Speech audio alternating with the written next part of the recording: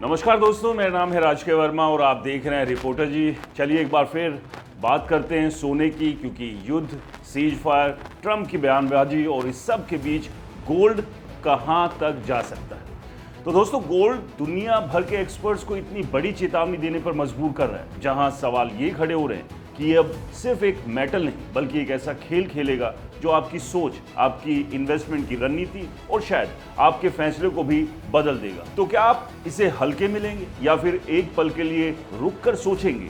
क्योंकि सच यही है कि आज जो हम बाजार में देख रहे हैं वो पूरी तस्वीर नहीं, वो सिर्फ एक सतह, एक पर्दा जिसके पीछे बहुत कुछ चल रहा है, बहुत कुछ बदल रहा है और बहुत कुछ ऐसा है जो अभी सामने आना बाकी है। दोस्तों, आज का सोना एक अजीब मोड़ पर खड़ा है, ना पूरी तरह से गिरा हुआ है, ना पूरी तरह से उछाल में। जैसे कोई खिलाड़ी दौड़ शुरू करने से ठीक पहले खुद को बैलेंस करता है, जैसे कोई तूफान आने से पहले समंदर अचानक शांत हो जाता है। और यही शांति सबसे ज्यादा खतरनाक होती है, क्योंकि ये आपको भ्रम में डाल देती है और सब कुछ सामान्य लगता है, जबकि हकीकत में हालात धीरे धीरे एक बड़े बदलाव की तरफ बढ़ रहे होते हैं। दोस्तों, एक्सपर्ट्स बार बार यही कह रहे हैं कि ये जो ठहराव है वो अनिश्चितता है। यही सबसे बड़ा संकेत है कि आने वाले समय में कुछ असामान्य होने वाला है, क्योंकि बाजार कभी भी बिना किसी वजह से चुप नहीं बैठते, खासकर तब जब दुनिया भर में आर्थिक, राजनीतिक और भू राजनीतिक हलचलें एक साथ चल रही हैं। एक तरफ महंगाई का डर अभी भी पूरी तरह से खत्म नहीं हुआ, दूसरी तरफ देशों के बीच तनाव, युद्ध जो कि चल रहा है। फिलहाल सीज फायर जरूर है, लेकिन फिर से ये आग भड़क सकती है। ऐसे में सप्लाई चेन की समस्या, ये सब मिलकर एक ऐसा माहौल बना रहे हैं जिससे हर इन्वेस्टर असमंजस में है, हर कोई इंतजार कर रहा है, लेकिन किसी को ये नहीं पता कि ये इंतजार किस चीज का है, गिरावट का या तेजी का। यही कारण है कि आज हर छोटे बड़े इन्वेस्टर के मन में एक ही सवाल घूम रहा है, क्या ये सही समय सोना खरीदने का, या फिर ये एक ऐसा जाल है जिसमें फंसकर लोग नुकसान उठाने वाले। क्योंकि अगर आप पिछले कुछ समय को देखें तो आपको साफ दिखेगा कि सोने ने कई बार उम्मीदों के उलट व्यवहार किया। जब लोगों ने सोचा कि अब ये तेजी से बढ़ेगा, तब अचानक गिर गया, और जब लोगों ने इसे नजरअंदाज किया, तब इसने चौंकाने वाली तेजी दिखाई। यानी सोना सिर्फ आंकड़ों का खेल नहीं रहा, ये अब भावनाओं, डर, भरोसे और वैश्विक हालात का आईना बन चुका है। और दोस्तों, यही वजह है कि आज की सबसे बड़ी सच्चाई कि सोने को समझना आसान नहीं रहा, क्योंकि ये सिर्फ मांग और सप्लाई से नहीं, यानी डिमांड और सप्लाई से नहीं चल रहा, बल्कि ये चल रहा है लोगों की मानसिकता, उनके डर से, उनके फैसलों से। दोस्तों, जब दुनिया में अनिश्चितता बढ़ती है तो लोग सुरक्षित जगह ढूंढते हैं, और सदियों से सोना वही सुरक्षित ठिकाना रहा। लेकिन अगर वही दुनिया इतनी अनिश्चित हो जाए कि लोगों को तुरंत कैश की जरूरत पड़े, तो वही सोना सबसे पहले बिकने लगता है। और यही विरोधाभास आज बाजार को उलझा रहा है। यही कारण है कि सोना एक ऐसे चौराहे पर खड़ा है जहां से ये किसी भी दिशा में जा सकता है। या तो ये अचानक नीचे फिसल सकता है और लोगों को चौंका सकता है, या फिर एकदम से ऊपर उठकर उन सभी को गलत साबित कर सकता है जो इसे खत्म मानकर बैठे हैं। और दोस्तों, इसी असमंजस के बीच एक और दिलचस्प चीज हो रही है। बड़े बड़े इंस्टीट्यूशंस, बड़े बैंक और एक्सपर्ट इस समय बहुत ध्यान से हर छोटी बड़ी हलचल को देख रहे हैं, जैसे उन्हें किसी बड़े संकेत का इंतजार, जैसे उन्हें पता हो कि अभी जो दिख रहा है वो असली खेल नहीं, बल्कि असली चाल अभी चलनी बाकी। और यही वो बिंदु है जहां आम आदमी और बड़े खिलाड़ी के बीच फर्क साफ दिखता है। जहां आम इन्वेस्टर घबरा कर फैसले लेता है, वहीं बड़े खिलाड़ी चुपचाप मौके का इंतजार करते हैं। तो क्या अभी भी वो पल, यानी वो मौका है? क्या ये वही समय है जब बाजार आपको भ्रमित कर रहा है ताकि आप गलत फैसला लें, या फिर ये सच में एक गिरावट की शुरुआत है? दोस्तों, इन सवालों के जवाब अभी साफ नहीं, लेकिन एक बात तय है, ये जो खामोशी है, ये जो ठहराव है, ये जो असमंजस है, ये ज्यादा दिन नहीं टिकेगा। कुछ बड़ा होने वाला है, बहुत बड़ा, और उसके संकेत धीरे धीरे सामने आने लगे। लेकिन असली कहानी को समझने के लिए हमें सतह से थोड़ा नीचे जाना होगा, हमें आंकड़ों को देखना होगा, ताजा कीमतों को समझना होगा, क्योंकि जो कहानी अभी शब्दों में छिपी है वो आंकड़ों में साफ दिखने वाली है। और यहीं से शुरू होता है इस पूरे खेल का अगला चैप्टर, जहां बाजार की असली हलचल आपको पहली बार नजर आएगी। अगर अब हम भावनाओं को, अंदाजों से हटकर सीधे आंकड़ों की दुनिया में चलें, तो पिक्चर अचानक और ज़्यादा दिलचस्प हो जाती है। क्योंकि 21 अप्रैल को मल्टी कमोडिटी एक्सचेंज यानी MCX पर जो हुआ, उसने बाजार के हर खिलाड़ी को चौंका दिया। दोपहर करीब 12 बजे के आसपास सोना लगभग 500 की गिरावट के साथ फिसलकर 1,53,450 प्रति 10 ग्राम के स्तर पर आ गया। एक ऐसा झटका जो पहली नजर में मामूली लग सकता है, लेकिन इसके पीछे छिपा संकेत काफी गहरा, क्योंकि ये गिरावट किसी एक दिन की हल्की फुल्की कमजोरी नहीं, बल्कि ये उस दबाव का नतीजा था जो पिछले कुछ समय से धीरे धीरे बन रहा था। और अगर आप सोच रहे हैं कि कहानी सिर्फ गोल्ड तक सीमित है, तो ऐसा बिल्कुल नहीं दोस्तों। सिल्वर ने भी उसी दिन बाजार की नब्ज को साफ साफ दिखा दिया। करीब 2000 टूटकर 2,50,600 प्रति किलो के आसपास पहुंच गई, जो ये बताने के लिए काफी था कि बाजार में सिर्फ एक बड़ी मेटल नहीं, बल्कि पूरा कमोडिटी सेगमेंट ही किसी बड़े बदलाव की आहट महसूस कर रहा है। अब यहाँ सबसे इंपॉर्टेंट बात यह है कि इतनी तेज गिरावट के बावजूद बाजार में घबराहट वैसी नहीं दिखी जैसी आमतौर पर दिखती।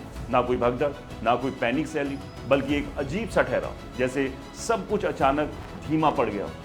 और यही पॉइंट है जहां से असली कहानी शुरू होती है दोस्तों, क्योंकि आमतौर पर जब कीमतें इस तरह से गिरती है तो या तो ये तेजी से नीचे जाती है या फिर उछल कर ऊपर आती है।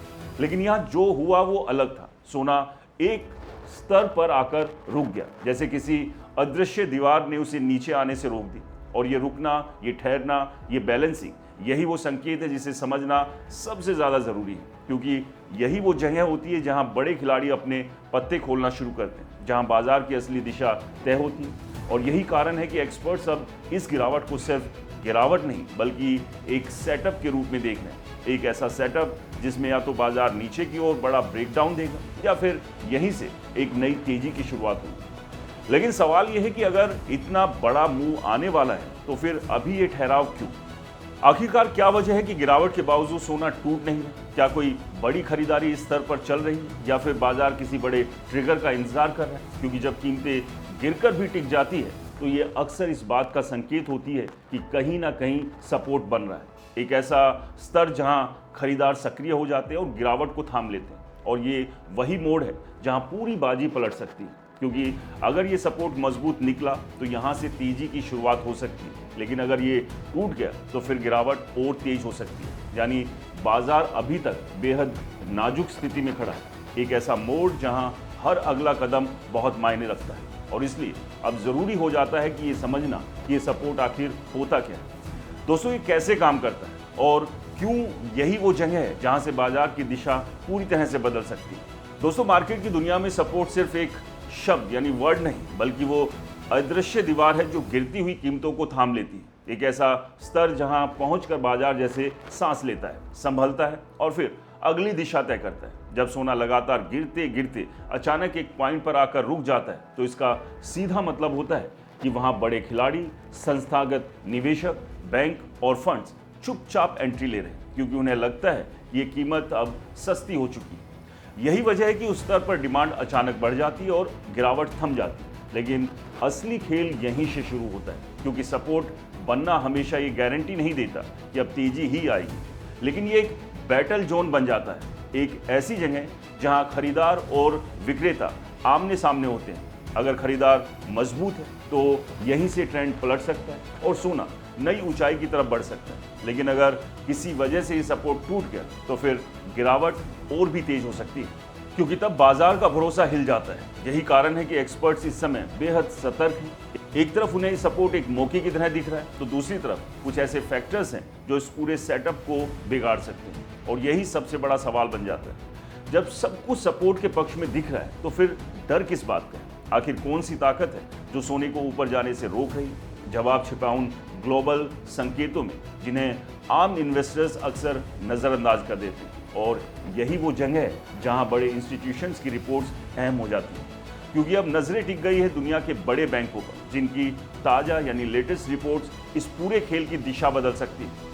दोस्तों, सोने की कहानी अब उस मोड़ पर पहुंच चुकी है जहां अंदाजों की जगह ठोस संकेत सामने आते हैं, क्योंकि दुनिया के बड़े बैंक स्टैंडर्ड चार्टर्ड की ताज़ा रिपोर्ट ने बाजार की धड़कन तेज कर दी। ये रिपोर्ट सिर्फ एक अनुमान नहीं, बल्कि ग्लोबल डेटा, निवेशकों के व्यवहार और भू राजनीतिक हालात के गहन विश्लेषण पर आधारित है। और इसमें जो तस्वीर उभर कर सामने आई है वो बेहद दिलचस्प भी है और थोड़ी डराने वाली भी। बैंक के मुताबिक फिलहाल सोना लगभग $4800 प्रति औंस के आसपास के अहम स्तर पर टिके रहने की कोशिश कर रहा है। इसका मतलब यह है कि बाजार में दबाव जरूर है, बिकवाली भी हो रही है, अनिश्चितता भी है, लेकिन इसके बावजूद सोना पूरी तरह टूट नहीं रहा। ये वही स्थिति है जिसे एक्सपर्ट्स रेजिलियंस कहते हैं, यानी गिरने के बावजूद खुद को संभालने की क्षमता। लेकिन यहीं पर रिपोर्ट एक बड़ा ट्विस्ट भी देती है। बैंक का अनुमान है कि आने वाले कुछ हफ्तों में, खासकर दूसरी तिमाही के दौरान, सोने पर यह दबाव बना रह सकता है और कीमतें खिसक कर $4605 प्रति औंस तक जा सकती है। यानी शॉर्ट टर्म में कमजोरी से इनकार नहीं किया जा सकता। अब आम इन्वेस्टर्स यहीं पर गलती कर बैठता है। वो इस संभावित गिरावट को देखकर घबरा जाता है और जल्दबाजी में फैसले लेने लगता है। इसलिए असली कहानी यहाँ पर खत्म नहीं होती दोस्तों, क्योंकि रिपोर्ट्स का अगला हिस्सा पूरी तस्वीर बदल देता है। उसी रिसर्च में यह भी कहा गया है कि तीसरी तिमाही में हालात पलट सकते हैं और सोना फिर उछलकर $4850 प्रति औंस पर पहुंच सकता है। यानी जो चीज अभी दबाव में दिख रही थी, वही कुछ महीनों बाद सबसे मजबूत रैली दिखा सकती है। इसका सीधा मतलब है कि बाजार इस समय एक ट्रांजिशन फेज में, जहां कमजोरी और मजबूती दोनों एक साथ मौजूद है और असली दिशा किसी बड़े ट्रिगर का इंतजार कर रही है। दोस्तों, यही वजह है कि बड़े बैंक इस समय ना तो पूरी तरह बुलिश है, ना ही पूरी तरह बेयरिश है, बल्कि वो एक बैलेंसिंग नजरिया रख रहे हैं जिसमें शॉर्ट टर्म में उतार चढ़ाव और लॉन्ग टर्म में मजबूती दोनों शामिल। लेकिन सवाल ही है, ऐसा क्या है जो इस पूरे समीकरण को प्रभावित कर सकता है? आखिर कौन सा फैक्टर है जो इस संभावित गिरावट को और गहरा कर सकता है या फिर इस अनुमानित तेजी को और तेज बना सकता है? जवाब छिपा है उन भू राजनीतिक हालात में जो इस समय दुनिया में सबसे संवेदनशील इलाके में तेजी से बदल रहे हैं। क्योंकि अब नजरें टिकी है सभी की मिडल ईस्ट पर, जहां की हर हलचल सीधे सोने की कीमतों को प्रभावित कर रही है। दोस्तों, अब ये पूरा मामला उस मोड़ पर पहुंचता है जहां चार्ट्स और रिपोर्ट से भी बड़ा फैक्टर सामने आता है, मिडल ईस्ट का तनाव, जो इस समय पूरे ग्लोबल मार्केट का असली गेम चेंजर बन चुका है। खासकर स्ट्रेट ऑफ हॉर्मुज, एक ऐसी समुद्री रास्ता जहां से दुनिया की कुल तेल व्यापार का बड़ा हिस्सा गुजरता है। अगर यह हल्की सी भी रुकावट आती है तो उसका असर सिर्फ तेल की कीमतों पर सीमित नहीं रहता, पूरी दुनिया की सप्लाई चेन हिल जाती है, महंगाई बढ़ती है और बाजार में अनिश्चितता फैलती है। और आप जानते हैं कि हॉर्मुज के अभी हालात क्या है। एक तरफ ईरान की पाबंदी और दूसरी तरफ अमेरिका ने नाकाबंदी की हुई है। तो ऐसे में जब आमतौर पर जब युद्ध या तनाव बढ़ता है तो सोना सेफ हेवन की तरह उभरता है। लोग अपने पैसे को सुरक्षित रखने के लिए सोने में इन्वेस्टमेंट बढ़ा देते हैं, जिससे कीमतें ऊपर जाती हैं। लेकिन इस बार समीकरण थोड़ा अलग दिख रहा है। अगर हालात इतने बिगड़ जाएं कि कंपनियों और इन्वेस्टर्स को तुरंत नकदी की जरूरत पड़ जाए, जैसे ऑपरेशन चलाने, नुकसान कवर करने या दूसरे एसेट्स बचाने के लिए, तो वही लोग सोना बेचने लगते हैं, जिससे कीमतों पर दबाव आता है। जैसा कि हमने पहले भी देखा, जैसे ही शेयर मार्केट डाउन हुआ, लोगों ने अपने प्रॉफिट को बैलेंस करने के लिए सोने से पैसा निकालना शुरू कर दिया। यानी एक ही घटना, तनाव या युद्ध, दो अलग अलग असर डाल सकती है। ये इस बात पर निर्भर करता है कि बाजार की प्राथमिकता सुरक्षा है या लिक्विडिटी। और यही अनिश्चितता इस समय सोने को एक बेहद संवेदनशील स्थिति में ले आई, जहां हर खबर, हर बयान और हर सैन्य हलचल कीमतों को तुरंत प्रभावित कर सकती है। लेकिन कहानी यहीं खत्म नहीं होती, क्योंकि एक और ऐसा फैक्टर है जो बिना दिखाई दिए सोने की दिशा तय कर रहा है। एक ऐसा आर्थिक संकेत जिसे आम लोग शायद ही समझते हो, लेकिन बड़े इन्वेस्टर्स उसी के आधार पर अपने फैसले लेते हैं। और वही फैक्टर अब सोने के लिए सबसे बड़ा अदृश्य दबाव बन चुका है। दोस्तों, अब आते हैं उस फैक्टर पर जो दिखता नहीं लेकिन असर सबसे ज्यादा डालता है, रियल यील्ड। सरल भाषा में समझे, जब ब्याज दरों से मिलने वाला रिटर्न महंगाई को पीछे छोड़ देता है, तब इन्वेस्टर्स के लिए सोना कम आकर्षक हो जाता है, क्योंकि सोना कोई ब्याज नहीं देता, सिर्फ कीमत के बढ़ने पर ही फायदा देता है। ऐसे में बड़े निवेशक अपना पैसा सोने से निकालकर बॉन्ड्स या फिक्स्ड इनकम एसेट्स में लगाने लगते हैं, जहां उन्हें बेहतर और स्थिर रिटर्न मिलता है। यही वजह है कि जैसे जैसे रियल यील्ड बढ़ती है, सोने पर दबाव बढ़ने लगता है और अभी वैश्विक स्तर पर हालात कुछ ऐसे ही बनते दिख रहे हैं।